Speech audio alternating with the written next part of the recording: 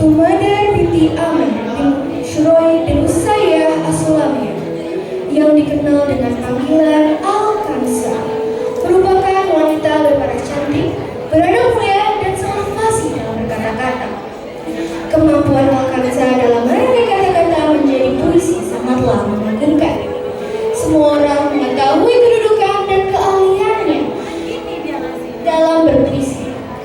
Bahkan semua sastrawan sepakat bahwa tidak ada wanita yang lebih hebat dari Al-Kansa, baik di masa lalu maupun masa berikutnya.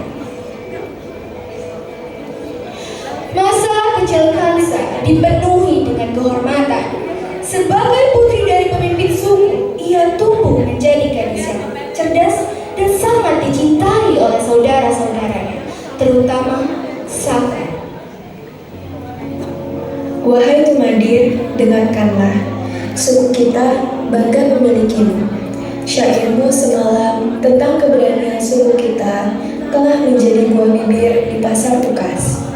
Engkau benar-benar Al-Kansa yang lincah dalam berkata-kata. Ayah, aku hanya merangkai apa yang kurasa. Langit, pasir, dan kebanggaan suku kita adalah inspirasiku. Dan aku hanya menyuarakan apa yang kulihat. Keberanian ayah dan kasih sayang Sahar adalah tinta untuk penang. Adikku memang yang terbaik. Apapun yang terjadi, aku akan selalu menjagamu. Jika kau butuh bantuan, harta dan nyawaku adalah milikmu. Dan selalu ingat, Tumadir, syair haruslah berani. Tentu Sahar, aku tidak akan takut. Syairku akan menjadi saksi kebenaran. Mata ini menangis, tak akan pernah berhenti. Bagaimana aku tak menangis untuk Sahar yang mulia, pemberani yang tak kenal takut, dan banteng bagi kamu.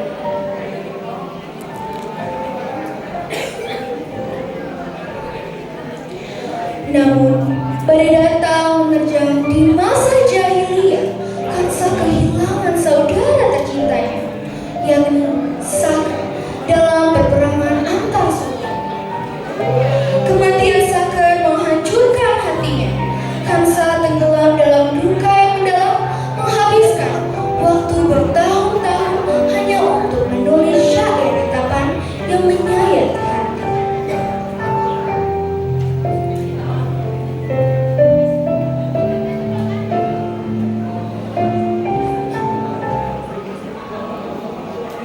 Kedua mataku menangis, dia tidak akan membeku.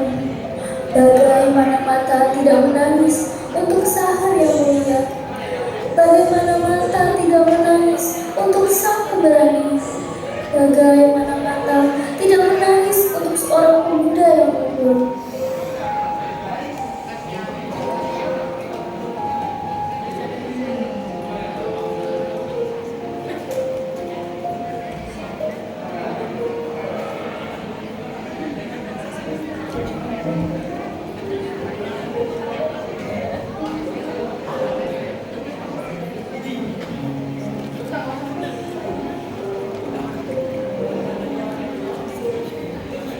Wahai Sahar, mentari terbit hanya untuk mengingatkanku padamu, dan ia terbenam hanya untuk meninggalkan luka di dadaku. Mengapa matamu bengkak, Kansa? Karena aku terlalu banyak menangisi pejuang-pejuang mudhar yang terdahulu. Wahai Kansa, mereka semua ahli neraka yang meninggal dalam keadaan kafir. Justru itulah yang membuatku lebih kecewa dan sedih lagi. Dahulu, aku menangisi Sahar atas kehidupannya. Sekarang, aku menangisinya karena ia adalah ahli neraka.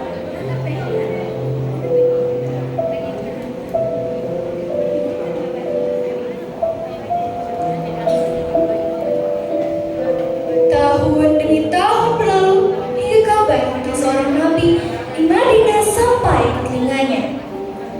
Hidayah mengetuk pintu hati Kansa. Ia meninggalkan tradisi ratapan jahiliyah dan bersujud di hadapan Allah Subhanahu wa Ta'ala. Islam mengubah tangisannya menjadi keteguhan. Syair-syairku di masa lalu penuh ratapan berlebihan. Sahlan dan Muawiyah telah gugur dalam kekafiran dan itu menyiksaku.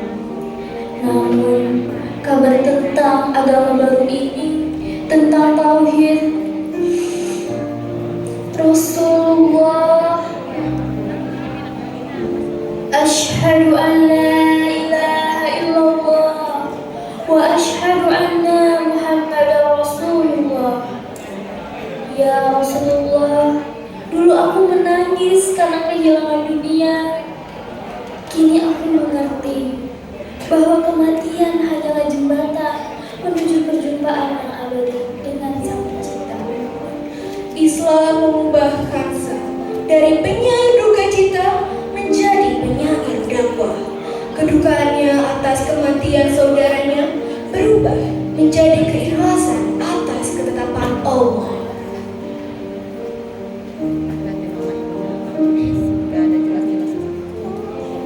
Kansa menikah dengan Rawah bin Abdul Aziz As-Sulami. Dari pernikahan itu, ia mendapatkan 4 orang anak laki-laki melalui pembinaan dan pendidikan tangannya yang dingin. Keempat anak lelakinya tumbuh menjadi pahlawan-pahlawan Islam yang terkenal.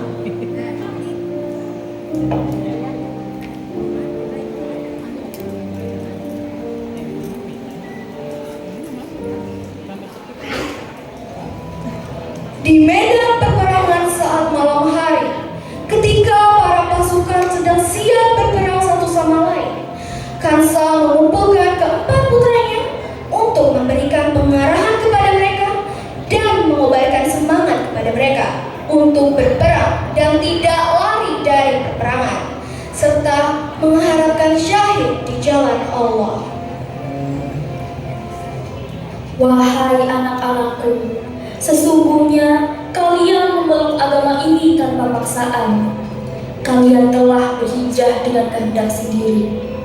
Demi Allah yang tiada Tuhan selain Dia, sesungguhnya kalian ini putra-putra dari seorang lelaki dan dari seorang perempuan yang sama. Tidak pantas bagiku untuk mengkhianati ayahmu atau membuat malu pamanmu atau mencoreng arah di kening keluargamu. Jika kalian telah melihat perang, sing-singkanlah lengan baju dan berangkatlah. Majulah paling depan. Niscaya kalian akan mendapatkan pahala di akhirat negeri keabadian. Sesungguhnya tiada Tuhan selain Allah dan Muhammad adalah utusan Allah. Inilah kebenaran sejati. Maka berperanglah dan bertempurlah sampai mati. Wahai anakku, carilah maut. Niscaya kalian dianugerahi hidup. Siap wahai bunda. Maka ketika datang waktu esok, jika Allah menghendaki kalian masih selamat, persiapkanlah diri kalian untuk memerangi musuh dengan penuh semangat. Mohonlah kepada Allah kemenangan untuk kaum muslimin.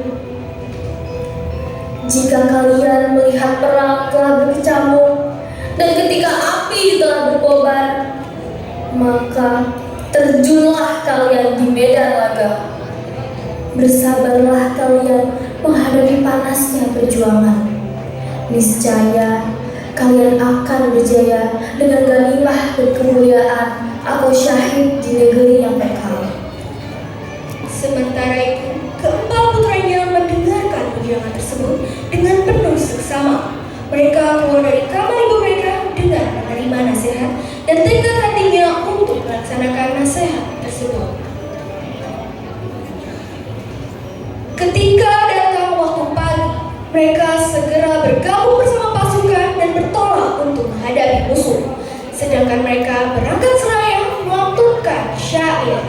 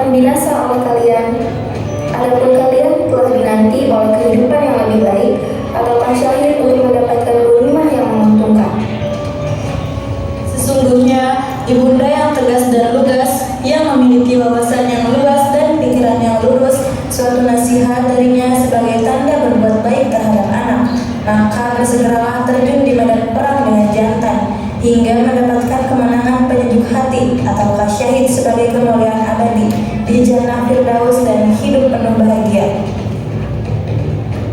Demi Allah, aku tak akan menyukai ibuku walau satu menit pun. Beliau telah perintahkan aku untuk berperang, sebuah nasihat, perlakuan baik, tulus dan penuh kasih sayang. Maka bersegeralah terjun ke medan perang yang dahsyat, hingga kalian dapatkan keluarga kaisar dalam kekalahan. Jika tidak, maka mereka akan membobol perlindungan kalian.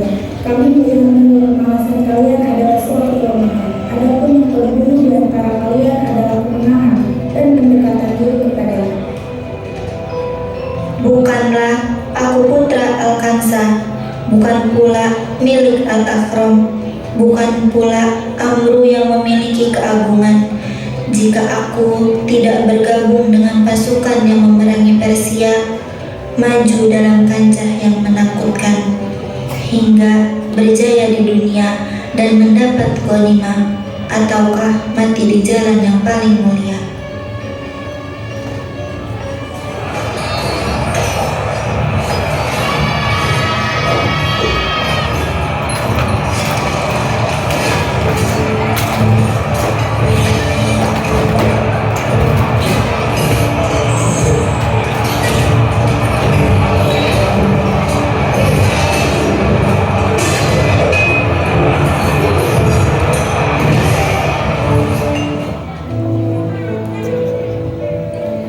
Di bawah terik matahari Kodisia, satu persatu putra Kansa gugur.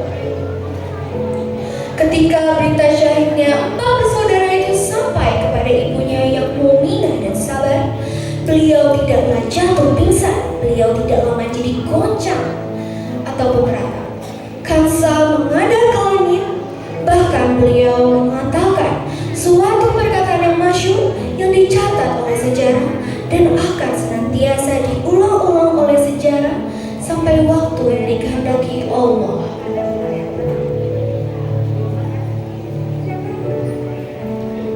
Wahai Kansa, anak-anakku, mereka semua gugur sebagai syahid dalam perang Qadisiyah.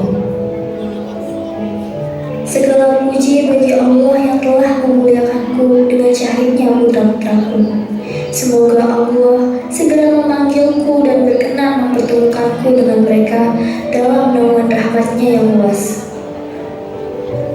Sungguh, engkau benar-benar ibu para syuhada.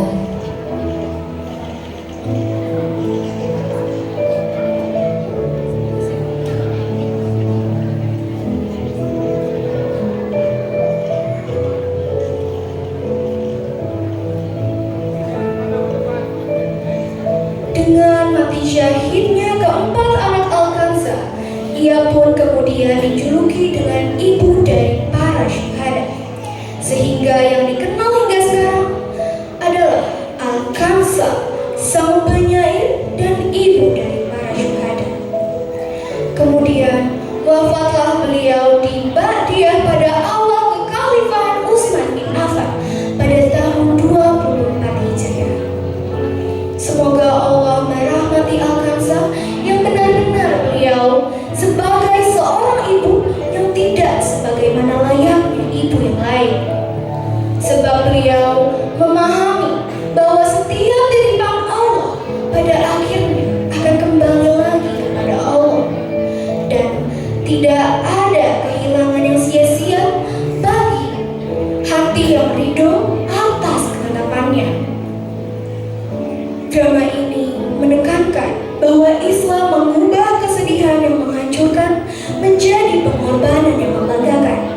Dari beliau, kita diajak meneladani keteguhan iman, kerelaan berkorban demi kebaikan, serta mendidik generasi yang berprinsip, berani dan cinta perjuangan.